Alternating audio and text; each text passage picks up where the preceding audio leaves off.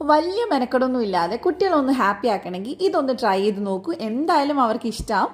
അപ്പോൾ ആദ്യം തന്നെ റവ ഞാൻ എടുത്തിട്ടുണ്ട്, അതിനകത്തോട്ട് തൈര് ചേർത്ത് കൊടുക്കുക. എന്നിട്ട് മിക്സ് ചെയ്ത് നമുക്കതങ്ങ് മാറ്റി വെക്കാം. ഇൻഗ്രീഡിയൻസ് എല്ലാം ഞാൻ ഡിസ്ക്രിപ്ഷനിൽ കൊടുക്കുന്നുണ്ട്.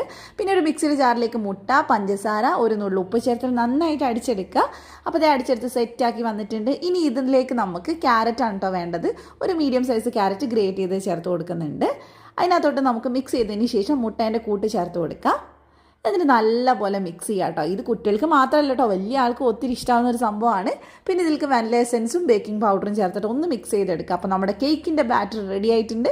ഇനി കേക്ക് ടിന്നിലേക്ക് നമുക്കിത് ഒഴിച്ചു കൊടുക്കാം. ഓൾറെഡി പ്രീ ഹീറ്റ് ചെയ്ത് വെച്ചിട്ടുള്ള പാന് ഞാൻ എടുത്തിട്ടുണ്ട്. അതിലേക്ക് നമുക്കിത് വെച്ച് കൊടുത്തിട്ട് ലോ ഫ്ലെയിമിൽ ഒരു 30 to 35 മിനിറ്റ് വരെ ബേക്ക് ചെയ്തെടുത്താൽ അടിപൊളിയായിട്ടുള്ള ഓയിലൊന്നും ചേർക്കാതെ നല്ലൊരു കേക്ക് റെഡി ആയിട്ടുണ്ട്. അപ്പോൾ എല്ലാവരും ട്രൈ ചെയ്ത് നോക്കുക. റെസിപ്പി ഇഷ്ടമായിട്ടുണ്ടെങ്കിൽ ദിയാൻസ് കാനോർ കിച്ചൻ ഫോളോ ചെയ്യാൻ മറക്കല്ലേ. Thank you for watching.